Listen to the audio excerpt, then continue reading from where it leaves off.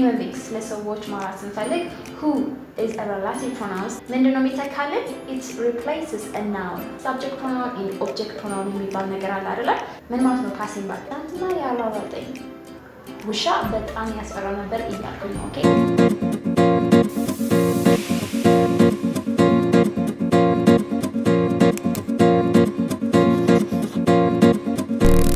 Hi guys, this is Maraki English Basics, and now we're going to have a new lesson that continues from the lesson before this one. We talked about pronouns last time, if you remember. ባለፈው ስለ የስምንትክ ወይ ደግሞ ስለ ፕሮናውኖች አውርተን ነበረ። ዛሬ ደግሞ በፕሮናውን ስር ሆነው ሌላ እንማራለን። ኦኬ እነዚህ ምንድነው የሚባሉት መሰላችሁ?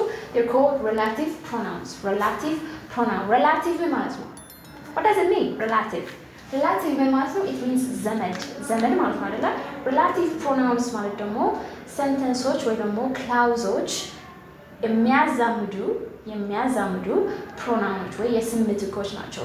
so እነዚህ relative pronouns ካወቅናቸው ወሬያችን ላይ አሪፍ አድርገን መግለጽ እንደምንችል ያግዙናል። okay guys good ስለዚህ sentences ወይ አረፍተ ነገሮች ለማያያዝ እንጠቀምባቸዋለን። እነዚህ ደግሞ እነማን ናቸው መሰላችሁ? first one is who, whom, whose, which and that እነዚህ ናቸው our relative pronouns are these። ስለዚህ አንዳንዳቸው singularly እንዴት እንደምንጠቀምባቸው አሳያችኋለሁ። follow me okay guys good so the first one as I said is who we use it to talk when we talk about human beings ለሰዎች ማውራት ስንፈልግ who is a relative pronouns that we use to connect two sentences ሁለት sentences አሉ። ለምሳሌ I have a friend ከዛ my friend is a doctor I have a friend my friend is a doctor የሚል ሁለት sentences አሉ አይደለ? እነዚህ sentences who በመጠቀም አንድ ልናደርጋቸው እንችላለን። በምንድነው እሱ? I have a friend who is a doctor I have a friend who is a doctor ብዬ ይሄንን አንድ ወጥ የሆነ sentence መስራት ይችላል። ስለዚህ we use who in place of a human being's name or in place of a human being's pronoun okay ስለዚህ I have a friend he's a doctor ሁለት sentences ናቸው። who ተጠቅሜ ግን አንድ አድርጌያቸዋለሁ። so I have a friend who's a doctor I have a sister my sister works at a restaurant so ይሄን sentence እንዴት አድርጌ join ማድረግ እችላለሁ? እስቲ ሞክሩ። I have a sister who works at a restaurant ማለት አለብኝ።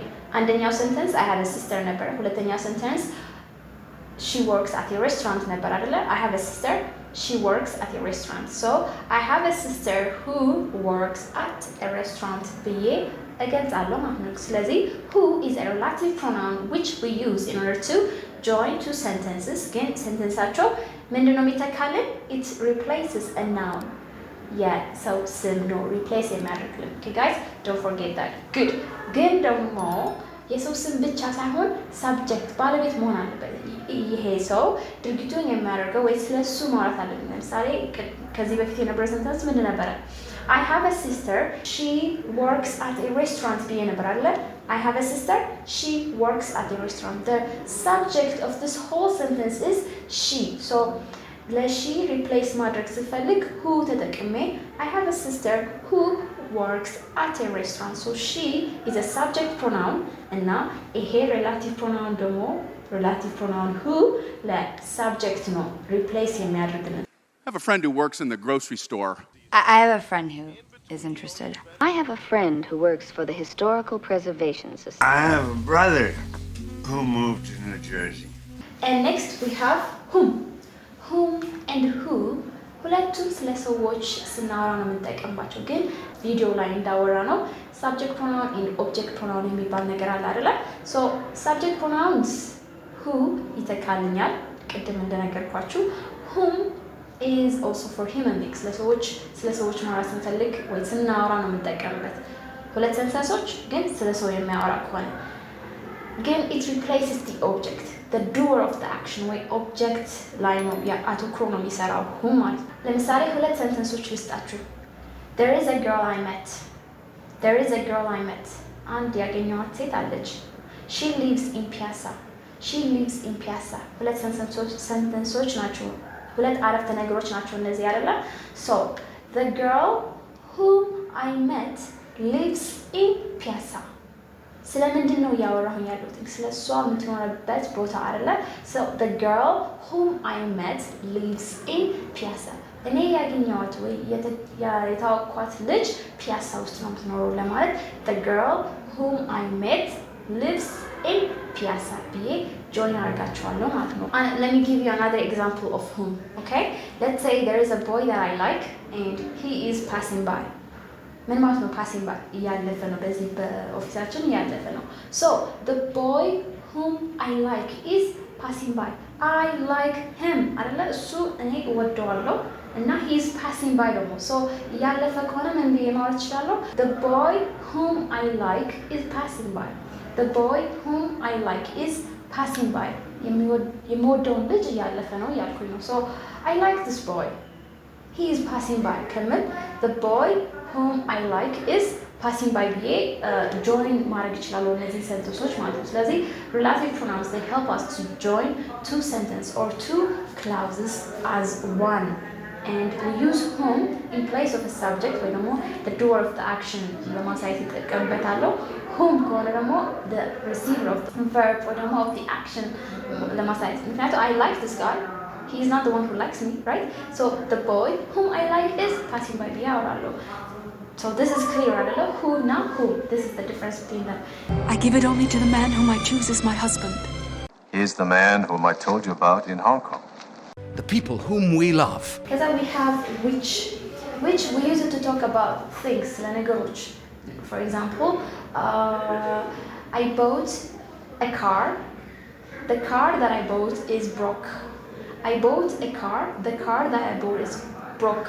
So I bought a car ማለት ነው መኪና ገዛሁኝ የገዛኋት መኪና ተሰበረች ያልኩኝ ሶ እነዚህ sentences አንድ ለማድረግ ስንፈልግ the car or that I bought the car which I bought is broke the car which I bought is broke የገዛኋትን መኪና ተሰብራለች ወይ ተሰበረች ወይ ደግሞ ተበላሸች ለማለት ተጠቀምበታለሁ ማለት ነው አሁን as I said which we use it to talk about things we can also use it to talk about a person right ስለዚህ ለምሳሌ let's talk about Addis Ababa. Addis Ababa is the capital city of Ethiopia. Addis Ababa is beautiful, right? Addis Ababa, which is the capital city of Ethiopia, is beautiful. Addis Ababa, which is the capital city of Ethiopia, is beautiful. Which ስንል ደግሞ ስለ ነገሮች እንደምናወራበት አይተናል አይደለ? ለምሳሌ ትናንትና የሆነ ውሻ አራርጦኝ ነበር እና the dog which chased me last night was scary. The dog which chased me last night was scary. ትናንትና ያራራጠኝ ውሻ በጣም ያስፈራ ነበር እያልኩኝ ነው። ኦኬ ስለዚህ when we talk about animate things or inanimate things ስለ ነገሮችና ስለ እንስሳቶች ስናወራ we use ምን whichን እንጠቀማለን ሁለት sentence join ለማድረግ $1,000 Tiffany silver tray which I bought as a wedding present. Oh, and this car, which I love. ከዛ ቀጥለን we have whose ማለት ወይ የባለቤትነት ስሜት ነው ብያለሁ አይደል so we can use it for things or also for people right ለምሳሌ let's say that there is a man this man broke his hand and he writes well እጁ ተሰብሯል ግን በደንብ ይጽፋል so the man whose hand is broken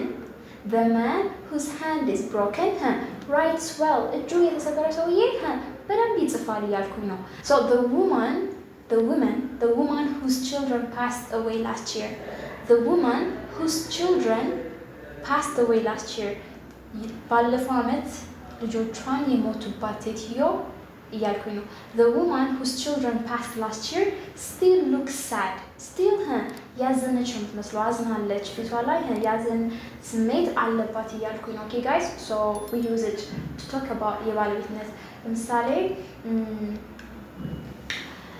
the boy whose father died last year came today the boy whose father died last year came today ባለፈው ዓመት አባቱን የሞተበት ልጅ ዛሬ መጣ እያልኩኝ ነው okay so እንደዚህ whose ስንል የባለቤትነት ስሜት ለማሳየት ነው የምንጠቀመው okay You think you're the only man whose wife ever left him?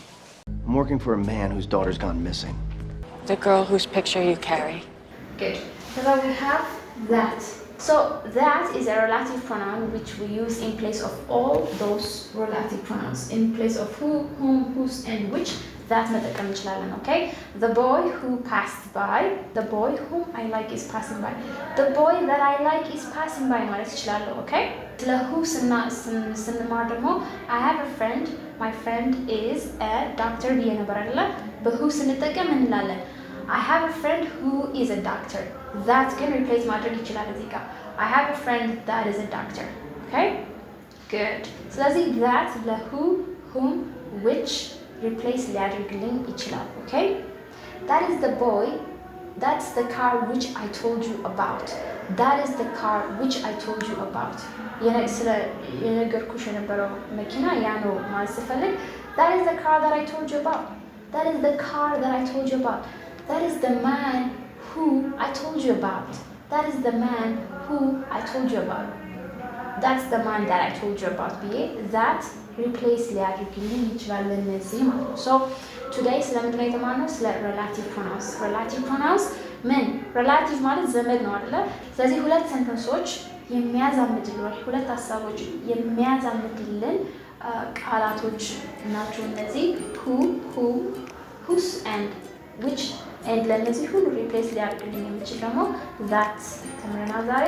I hope you have gotten something from this video. I wish to see you next time. Bye bye.